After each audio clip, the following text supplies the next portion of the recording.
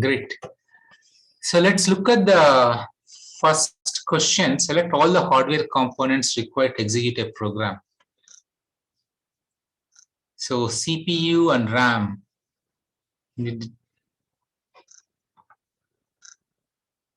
Only these two. You don't need a keyboard, you don't need a display.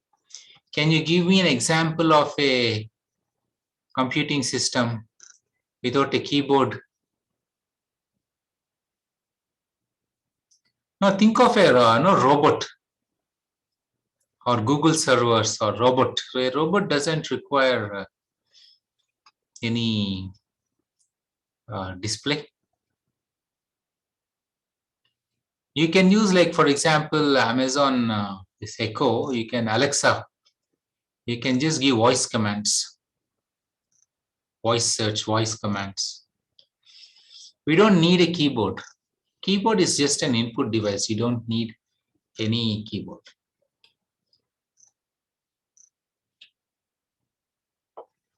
AI commands also, Google goggles. Okay, so it doesn't have a, yeah, so key. Mobiles doesn't have a keyboard.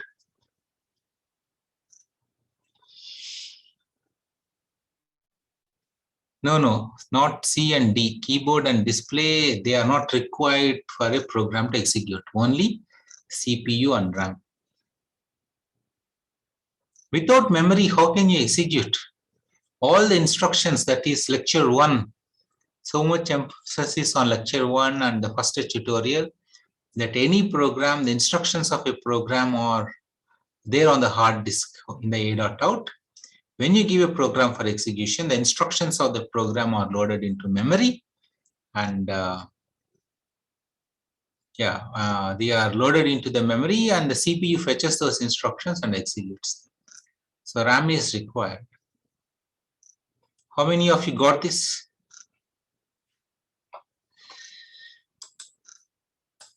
Good, not bad.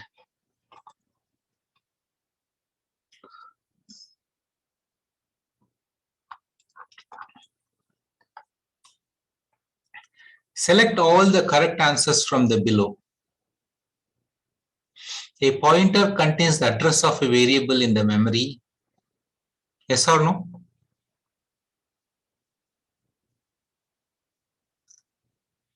How about point 2? A pointer contains the address of a variable on the hard disk. No. A variable is not even allocated memory when it is on the hard disk. An array variable contains the base address of the array. Yes. Memory is allocated to a 2D array row by row consecutively.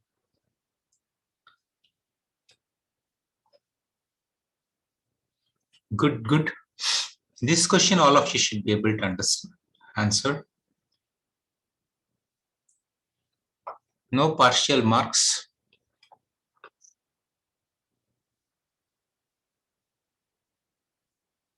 Yeah, an array contains the base address of the variable, base address of an array, right? Yeah. Contains the base address of an array variable. An array variable contains the base address of the array. Okay, let's go to question 3. Math.h contains the code for all the math library functions. Yes or no?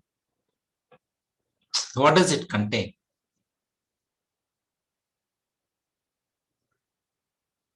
It contains only the signature.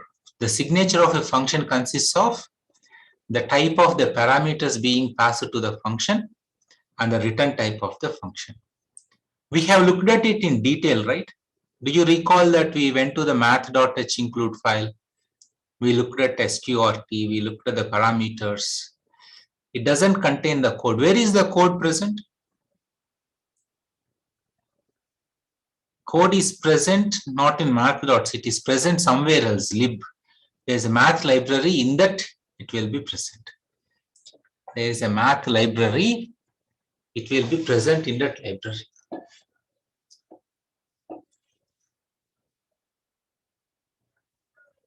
Okay. When we, in one of the, now coming to the next question, how many of you got this one wrong? If you got it wrong, press type yes. We looked at it in detail. Na? So many of you got it wrong, disappointed. In the class, we looked at it in detail. We opened the math.h and we looked at the signature.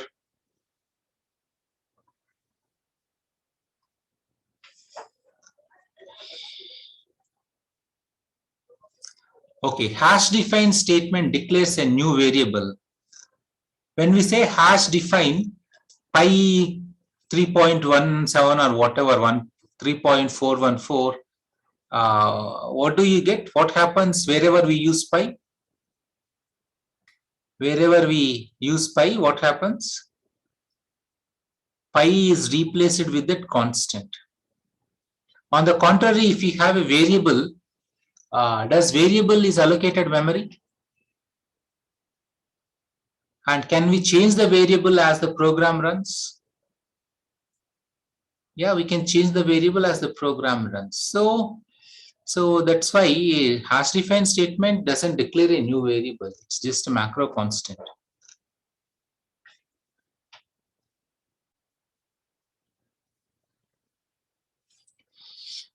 The binary representation of 2 and 2.0 is the same, yes or no? Yeah, it's not the same. They are integers and floating point numbers. The way they are represented is different. The return type of printf is void. How many of you thought it is int the number of characters printed?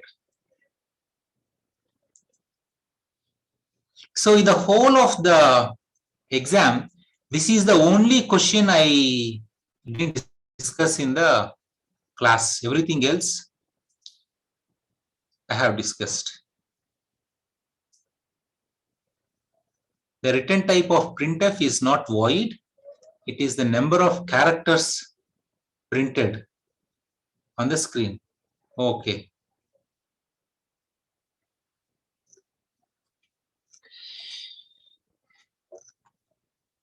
No, printf doesn't. The return type is not void.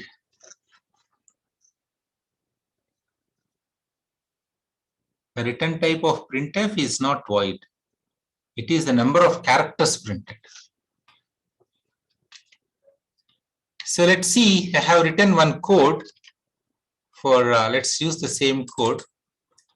So can you see this code?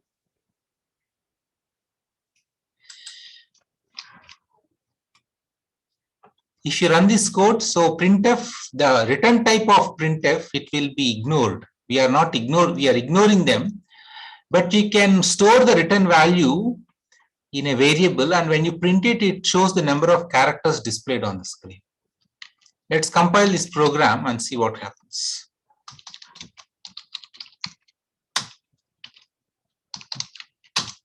See, it's print 70, indicating that, yeah, the return value is, yeah, it counts /n also. So usually we don't use the return value of printf, but sometimes scanf also returns a value between. And the reason why I ask this question is to check if you're reading the textbook. Okay, this question, no, and if you're not reading the textbook, you will get it wrong.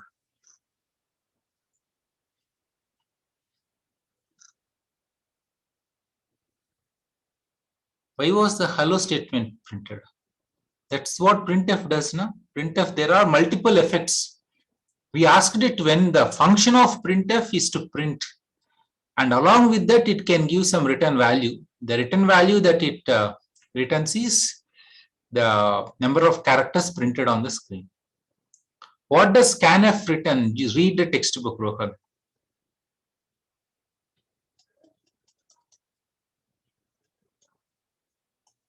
No, not the number of characters successfully scanned. Okay, so you need to read.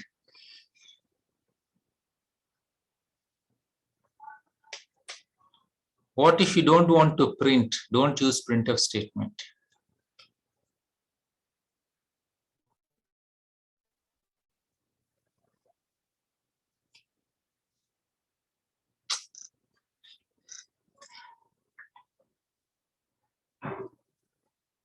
See, on regarding using void main or int main on OJ, we'll figure something out. You use int main, it's okay.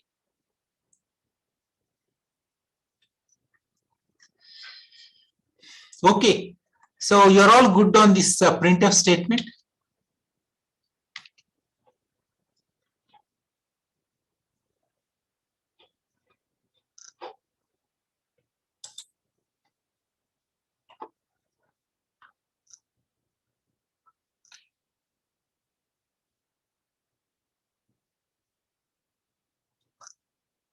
I already explained option 2, Sailesh. Okay, revisit it. Okay, we went through the code also. So do you all remember when we used pi, how we did CPP, and then we saw it got replaced, the constant pi got replaced. Okay, so there is for hash defined variables, it's not a variable, it's a constant. Somewhere, yeah. So wherever pi is there, pi is not allocated memory. Wherever pi is there, pi is replaced with 3.14. And whereas the area, circumference, and radius, they are variables, they are allocated memory. Those values can be changed as the program executes. That's it. Okay. Now let's go to, any line in our C program, it starts with hash symbol, is processed by the C preprocessor. Great. Right. Now let's go to question 4. Select all the correct options. The instructions of a program are stored in the main memory in hexadecimal format, yes or no? Everything is stored in as dash in the memory. Bits. Everything is stored as bits.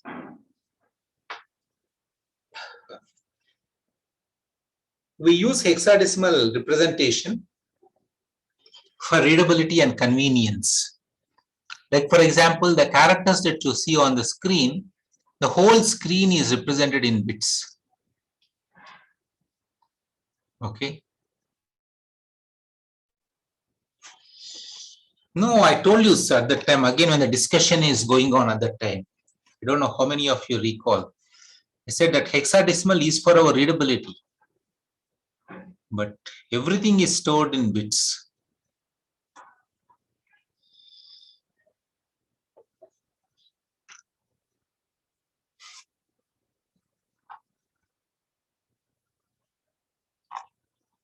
The data of the stored program or of a program are stored in the main memory in hexadecimal. The instructions of a program are stored on the hard disk using bits. Yes, it is possible to write it is possible for a program to run forever without faulting. Yes, CPU hog program. No, even if the computer crashes, first of all, I don't see why it should crash. Now, the data of a program, it's not stored in hexadecimal format. Everything is in bits.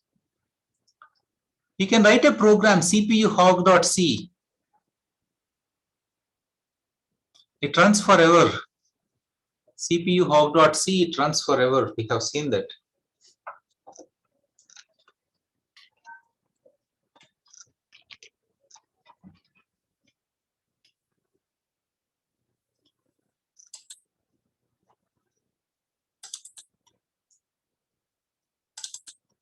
We have seen this program, right?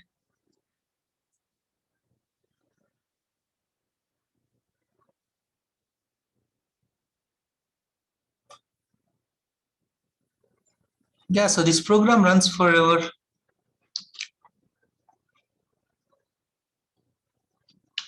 Why will a program crash? No, because of some physical limitations, the processor may crash, but there's no reason. Like for example, the operating system that is there, it's a program which runs forever. The operating system, it runs forever. Your system doesn't crash. There are systems which stay there for tens of years.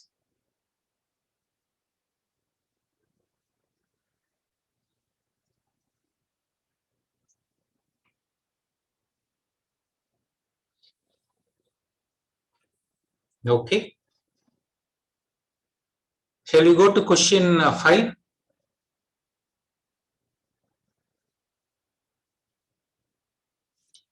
An array is being processed as is passed as a parameter to a function. Pick the correct option from below. The whole array will be copied to the local memory of the function. Yes or no? No. What will be passed? Only the base address will be passed. Once we have the base address, then the rest of the elements are accessible. And since the call by value parameter passing mechanism is used, any changes to the array elements will be reflected in the original array. Will not be reflected in the original array, it is also false. Because once we have the base address, then you can manipulate all the everything else you can change. No, array reference mechanism, there is only call by value. Did I ever say call by reference? We are just passing the address as by using call by value. But once we have the address, then you can change everything there. So there is no call by reference mechanism at all. In C, there is only call by value. And we simulate or get the effect of call by reference by passing the address.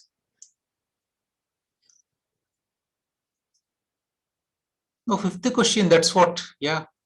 Purvi, you should look into the last lecture, the day before the quiz. No, we went through this.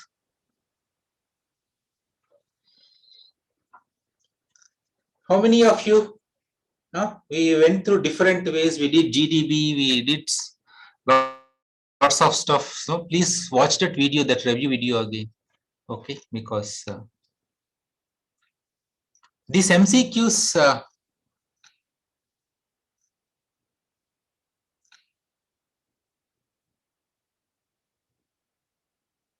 no, please watch the video again. Okay, the review lecture we went in great detail.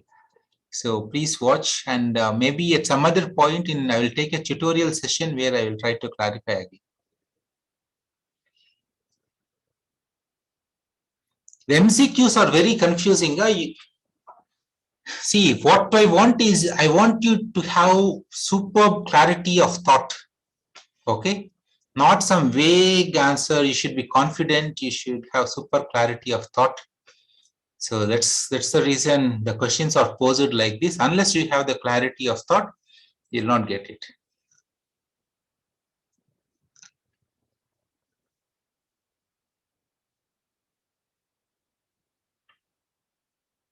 In question 4, the instructions of it are stored on the hard disk using bits. The instructions in A.out, when you compile the program, it's on the hard disk. Na? When it is run, then it is in RAM. So all the questions will be like this in future. Unless you have very good clarity of thought, you'll not be able to answer them.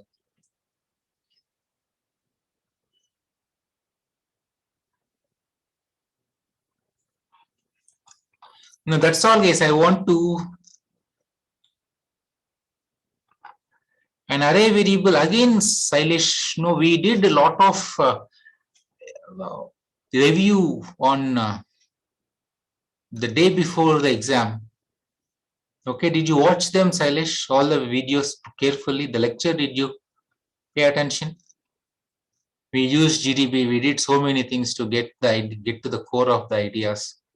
I have to repeat the same, so I request all of you to go through the material and then understand the answers by yourselves, and then you get back. Yeah, of course, the address, that's the base address. Okay. So these MCQs will have 5 marks in your 100 marks weightage. 5 questions, 5 marks. Okay. So now I would like you to, we will to solve 2 problems in the rest of the half an hour. We will solve the prime numbers problem, which we discussed in the class, which is asked in the exam. How do we check whether a given number is prime or not? And second is the Pythagorean triplets problem. Enumerating them, we will solve. These are the 2 problems we will solve in today's lecture.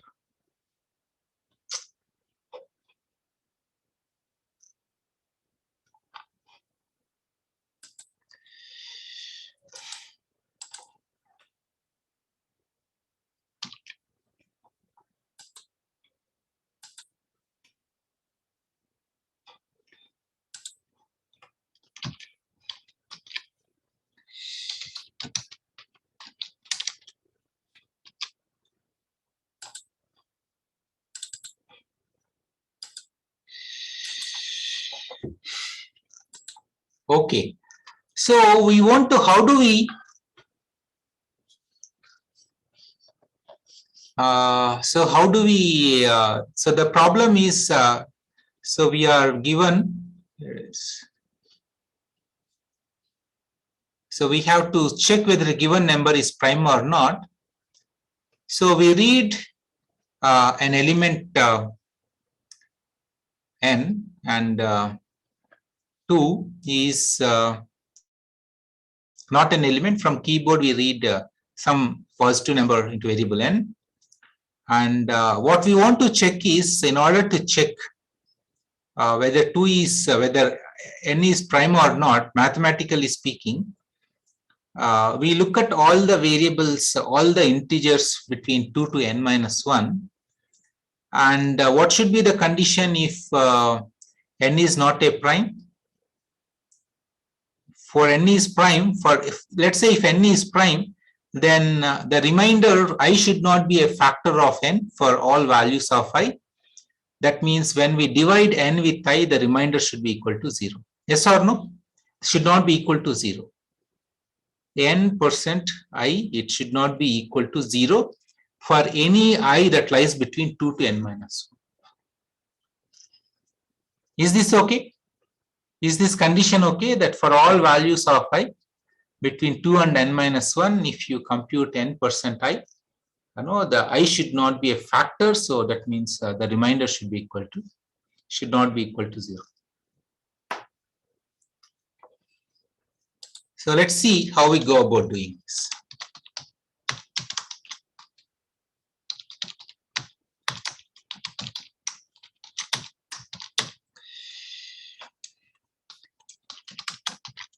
I'm trying to do a dumb method. You can do, you can be much cleverer than me.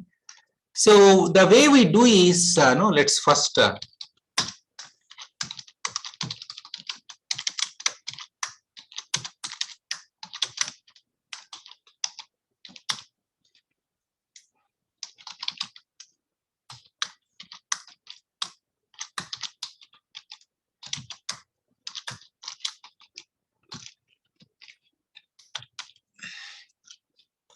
so here, just a question on line number 8, when you are passing address of n, is it a call by value mechanism or call by reference mechanism?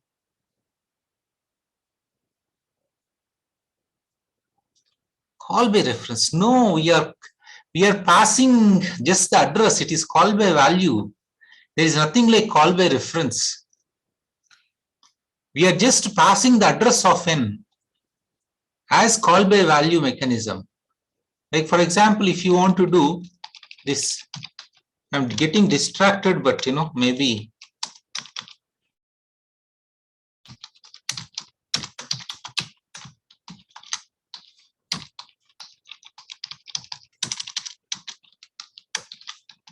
is it call by value or call by reference?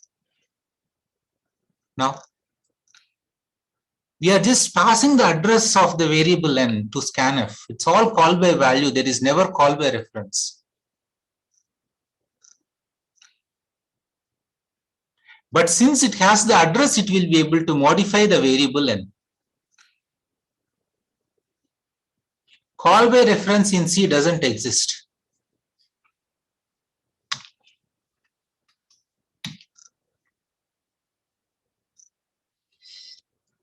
We will talk about call by reference. In call by reference, when if scanf changes, this second parameter, then this ptrn also changes. Then it is call by reference.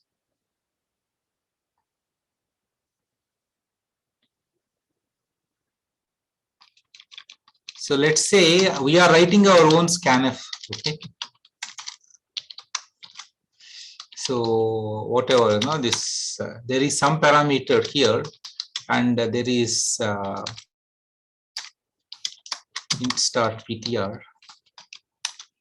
We will talk about it later. Okay, let's not get distracted from this. All I want to tell is there is no call by reference. It is all call by value in C. In another class, I will make this distinction clear. Okay. Okay, so now what should we do? So the important thing that we do is, let me change all this.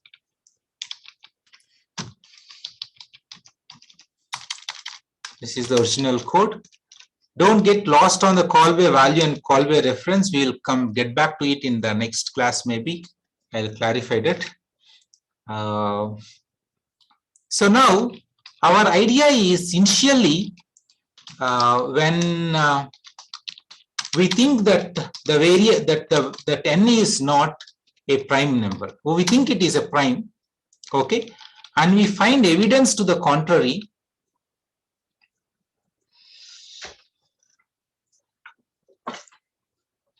Argya has it, yeah, S Argya, you are right. You get the effect of call by reference using pointers. Okay, you start with I is equal to 2, I less than or equal to n minus 1 plus I. And what should we do? We check if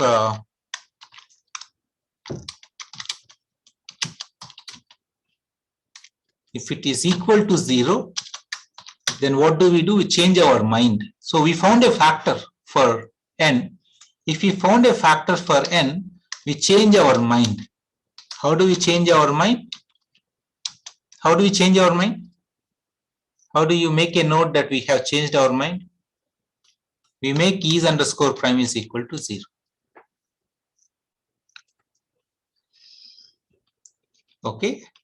And then finally, when you are out here, we check is underscore prime. If it is the case, printf %d is prime /n.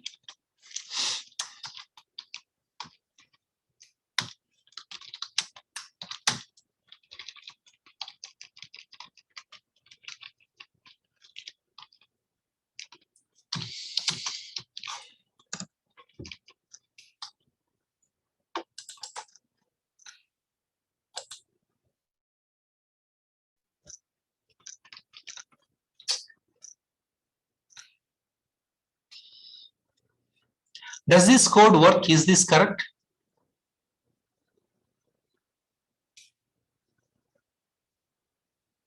This code is not correct. Huh? What's the problem in this code?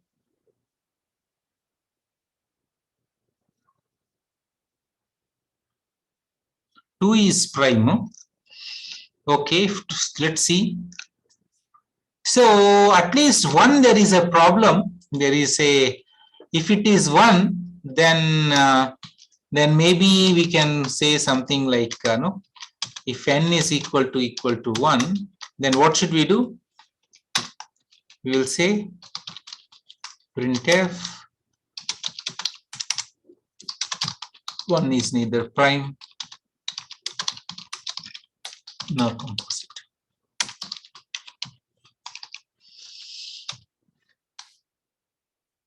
Okay, and then we exit from the program.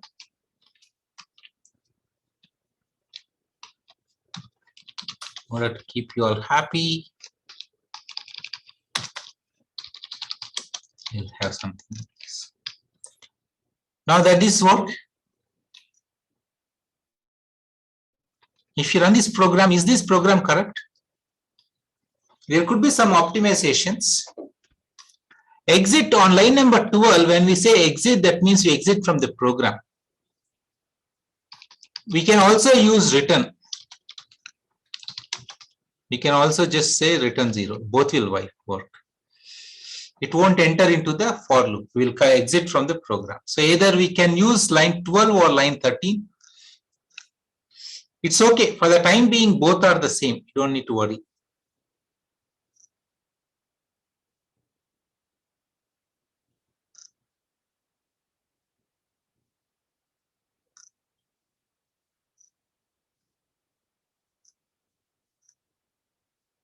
Exit, you exit from the program.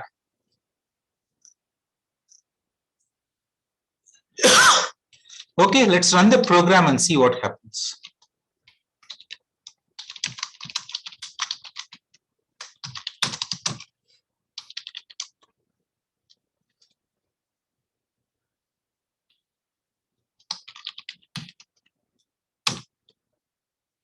So when you use exit, you have to use stdlib.h. So that is the error that we are getting.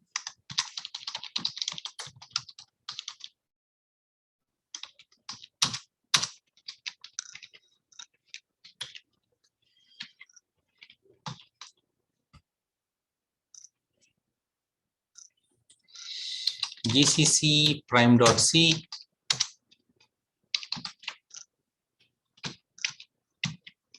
Why not use return 0? I want you to teach you new things.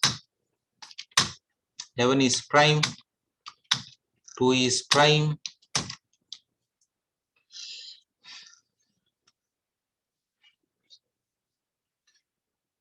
You're all good?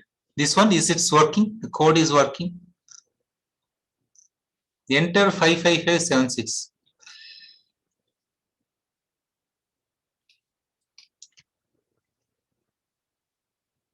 There is no flag we need to use here. We just compile it, stdlib.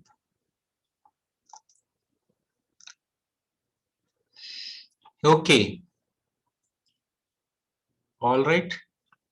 So now, you know, like for example, if your number is 1,000,006, if you learned why, if you have 1 million and if the input number is 1,000,006, then what happens is when you try to divide 1,000,006 with 2, then you immediately get to know it's not a prime number because you found a factor, but this code will still continue till n-1 doing unnecessary computation.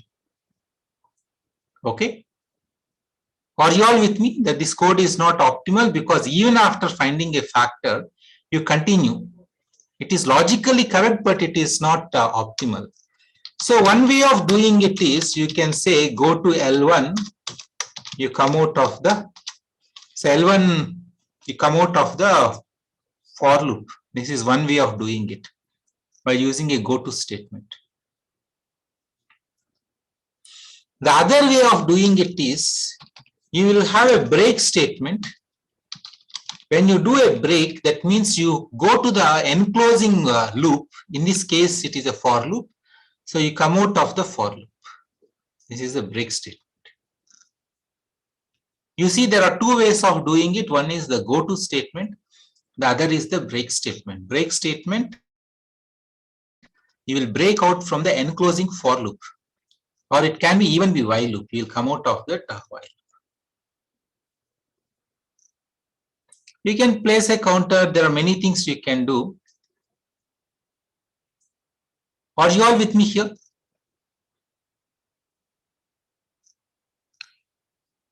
If it's a nested loop, you will come out of the innermost loop and then you go to the outer loop.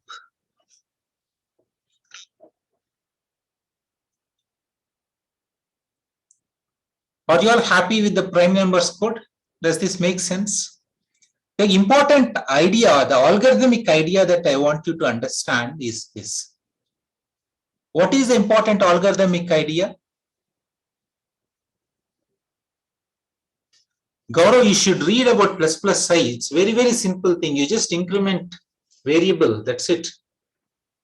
No, if you are reading the textbook, you would have obtained it. No, it's, yeah, ++i is just increment. Now, Gaurav, what is there?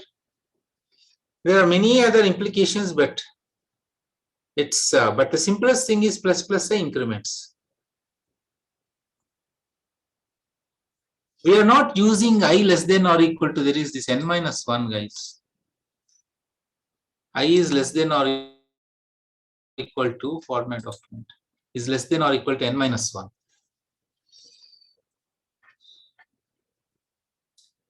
On line number 30, is underscore prime, if it is true, it will be equal to 1. 1 is interpreted as true and 0 is interpreted as false. So it's the same, Kabir. We don't need to check if it is equal to 0 or not. It doesn't, it's not required.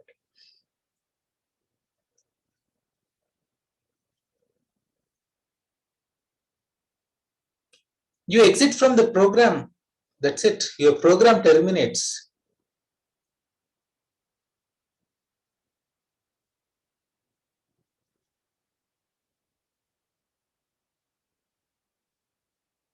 Yeah, entire program stops. You come out of the program. 0 is exit code. You just put, it's like, no, don't worry, just put 0 there for the time being, or put 1 or some number. For the time being, just use exit.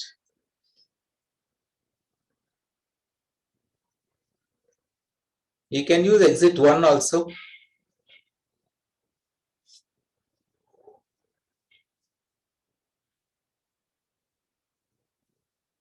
Shall we move to the next problem, if you're all good with this?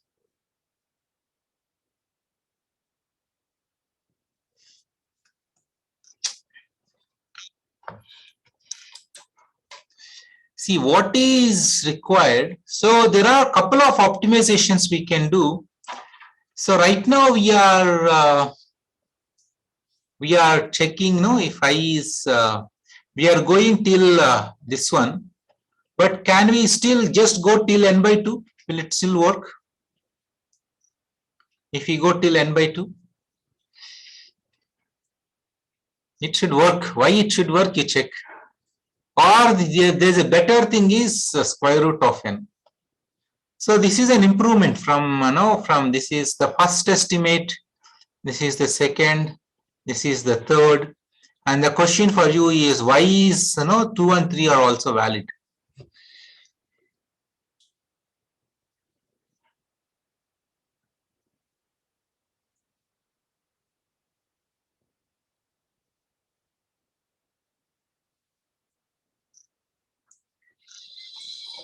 Okay.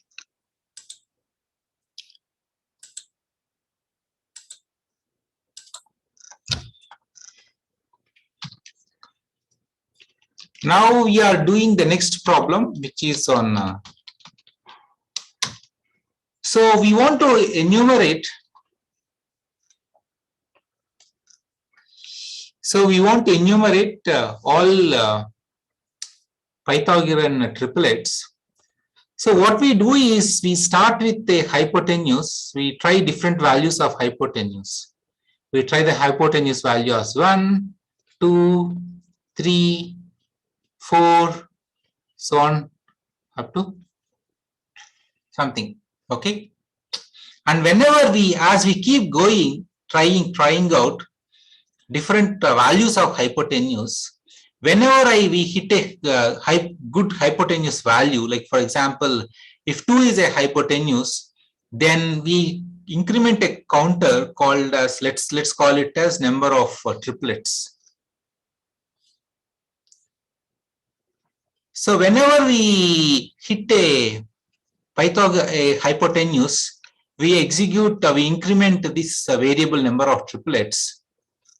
And once the number of triplets, we are looking for the first n triplets. Once the number of triplets reaches, okay, and we continue this process as long as the number of triplets is less than or equal to n. Okay. So this is the first question.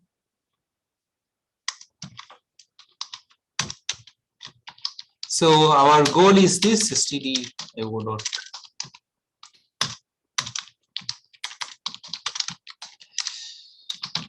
See, at the beginning of the class itself, I would have just resolved this return value of mean.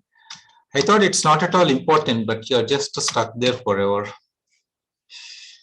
So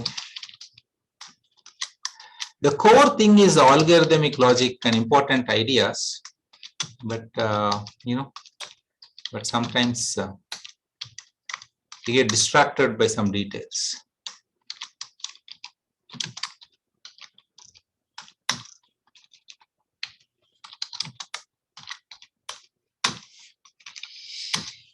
Okay, so now we want to keep track of the number of triplets. So far, how many triplets we have encountered when we begin the program?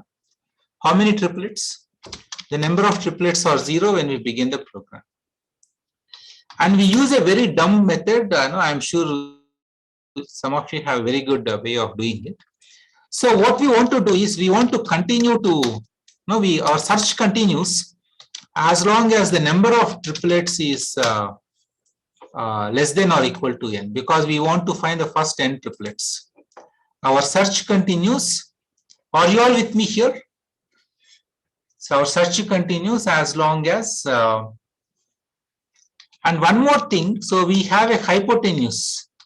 We start with the initial hypotenuse value as 1, and we check if it's a, we'll write some code here, check if H is a triplet. I'll have H is equal to 1. We start with check if H is a not a triplet, if check H is a hypotenuse. And finally, what we do is we increment the value of H at the end. And now from line number 16 onwards, we want to check if H is hypotenuse or not. So what is our idea? Our idea is, if you think of a triangle here, H is the hypotenuse, and we are trying out different values for hypotenuse, and this is side S1, this is side S2. Can we see, is it safe to say that S1 lies between and S2 also? Can we make this statement that S2, there is, mathematically speaking, we can do that, right? There is nothing. So now what we do is, for different values of S1, for int side S1 is equal to 1, S1 less than H plus plus S1, for int S2 is equal to 1, S2 less than H plus plus S2.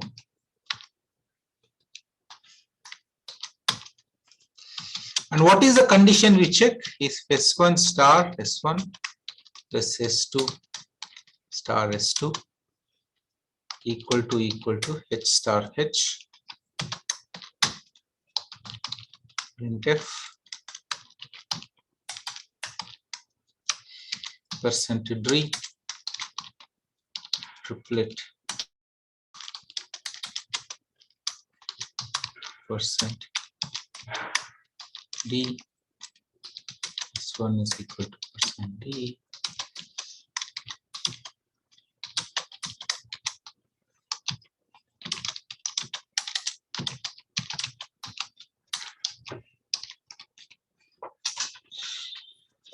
okay, does this make sense? Yeah. So there is a problem in this code, but let's look at it and see what happens. Okay, at least this much code, are you good?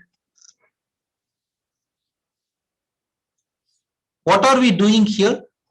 Let's say if H is equal to 3 and this is S1 and this is S2, what are we doing here? S1 takes 1, 2, 3, S2 takes, actually if H is equal to 4, let's call it as H is equal to 4, then S1 takes 1, 2, 3 and S2 takes also 1, 2, 3. Then what is happening here? What are the inner for loop doing?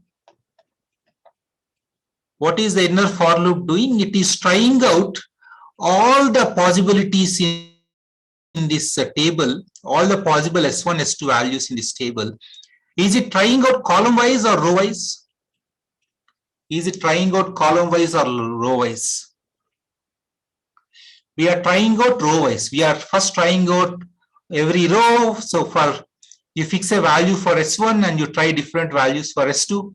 You go to S1 is equal to 2, you try different values for S2, so on and so forth. So we are trying out all possible values, combinations of S1 and S2 and checking if they satisfy the Pythagorean condition. So the way we are traversing this, is we are going this way and then again we are going this way and then we are going this way. And then from here we come here, from here we come here. This is the way we are doing this program. Let's compile this code and see what happens. Do you think this code is right? Will this work? This doesn't work. Huh? Line 23, Let's see what is the problem on line 23. There will be a repeat. Okay, I see. Let's see. GCC. What is this code? Pythog. C.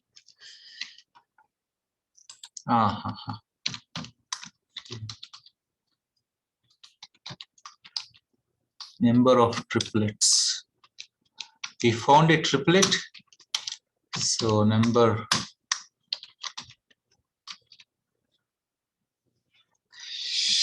Okay, so we have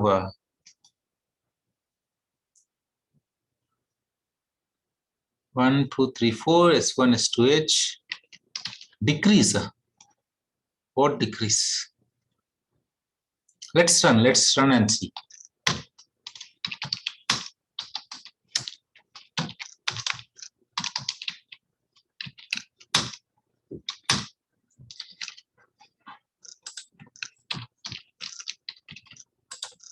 Repeat what, Sarthak?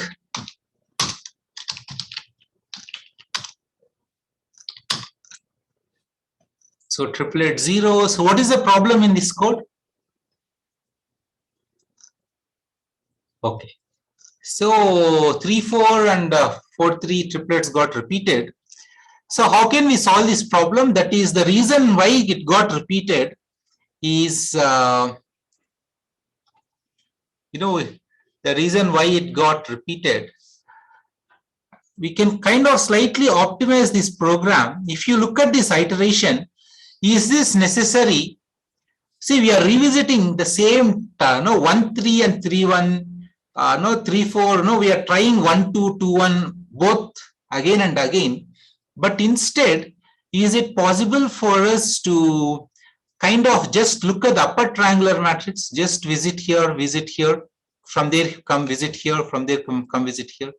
Can we just visit the upper triangular matrix? Okay. How do we do it? We start with S2 is equal to S1. All very simple thing. We just change S2 is equal to S1. So by doing this, the matrix that you have here, the iteration space, we are just iterating in, or we can start with S2 is equal to S1 and go also. Okay, both the things that you mentioned, it will work. Does this code work? Whatever I am showing you here, the modified code.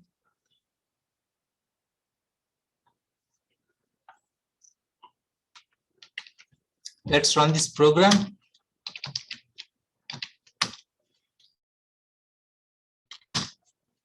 Yeah. So now you can see all the Pythagorean triplets are listed without repetition. Does this make sense, this program? Are you happy with this program? You all understood the logic, some of you. My suggestion for, we got 11, but we needed 10. Huh? Oh, okay.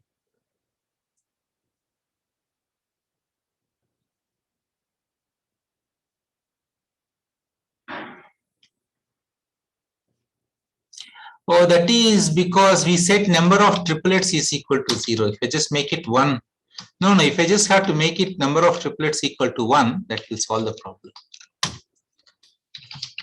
I initialized it to 0, so that's the reason I got 11. Huh. I just have to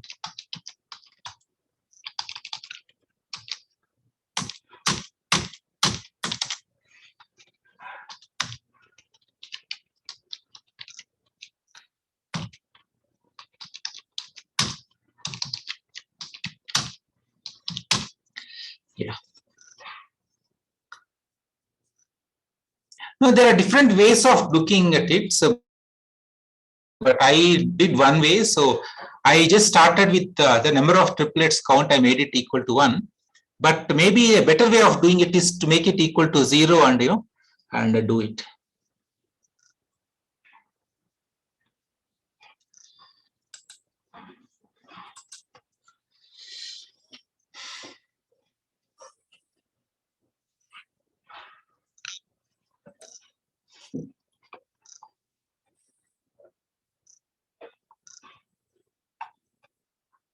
Does this code make sense?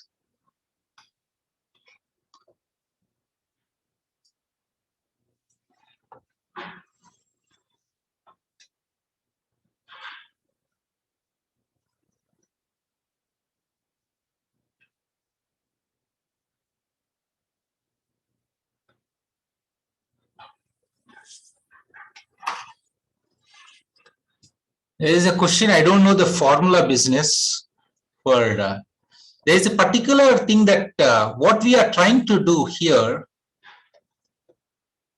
pay attention again. I want you to learn, think algorithmically. Solution is not the problem. Okay. So here we are taking potential values of hypotenuse as 1, 2, 3, 4, 5. We keep going down. Are you all with me on step 1?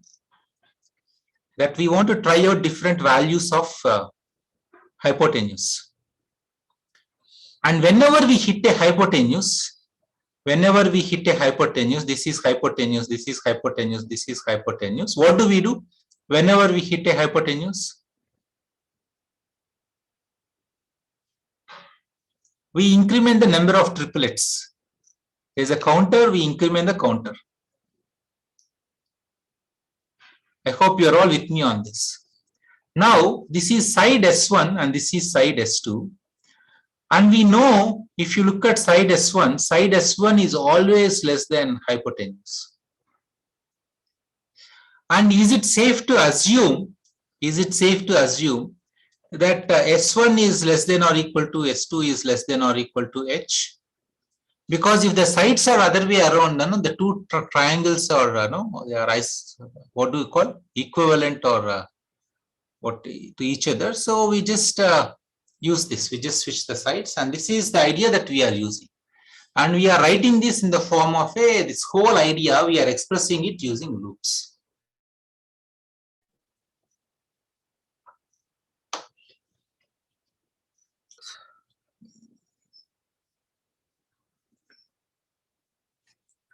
So my suggestion for all of you is, those of you who didn't do it, you try to solve this problem by yourself. You know the logic, you don't copy the code exactly, you write it on your own and see if you are able to replicate the logic by yourself.